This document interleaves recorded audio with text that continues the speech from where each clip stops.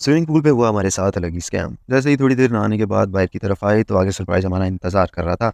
जैसे ही देखा तो जूते गायब थे। तो हुआ कुछ इस तरह, गर्मी की शिद्दत बहुत थी। मैंने इन तीनों को उठाया और प्लान बनाया कि चलो भाई चलते हैं स्विमिंग पूल पे। तो जैसे ही हम लोग स्विमिंग पूल की तरफ निकले, गर्मी की शिद्दत और बढ़ गई। मैंने कहा भाई भगाओ जितनी तेज़ हो सकता है। इन ट्रक वाले भैया को ओवरटेक करके हम लोग निकल पड़े स्विमिंग पूल की तरफ। और जैसे ही हम लोग 10.5 किलोमीटर का सफ़र करके स्विमिंग पूल पहुँचे तो भाई देख के हालत ख़राब हुई कि जैसे तो पूरा सियालकोट स्विमिंग पूल में आके नहा रहा है और रश आगे और बढ़ता जा रहा है। लेकिन सोचा भई अब आए हैं तो नहा के ही जाएँगे। ये भाई भी शूट कर रहे थे और वो स्लाइड का मज़ा ले रहा। मैंने कहा भाई अब मैं भी थोड़ी देर नहा लूँ। थोड़ी देर नहाने के बाद इनकी आदत तो पतली हो गई, ये तो काँपना शुरू हो गए।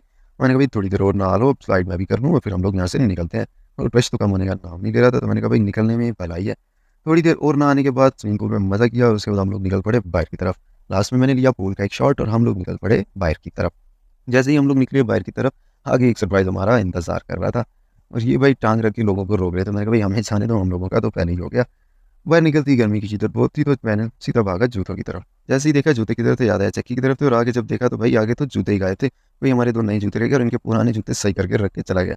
इर्द-गिर्द ढूँढने के बाद भी जूते ना मिले तो हम लोगों को नंगे पाँव ही घर की तरफ वापस जाना पड़ा। मैंने कहा भाई भगाओ और हम लोग निकल पड़े घर की तरफ।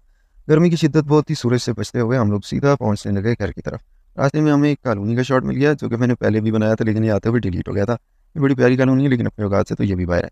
तो दरख्तों से साए से होते हुए गर्मी से बचते हुए हम लोग निकल पड़े घर की तरफ। आज के ब्लॉग के लिए इतना ही। थैंक यू फॉर वॉचिंग और बेहतर बनाने के लिए मुझे कमेंट्स में ज़रूर बताइएगा। खुदा हाफ़िज़।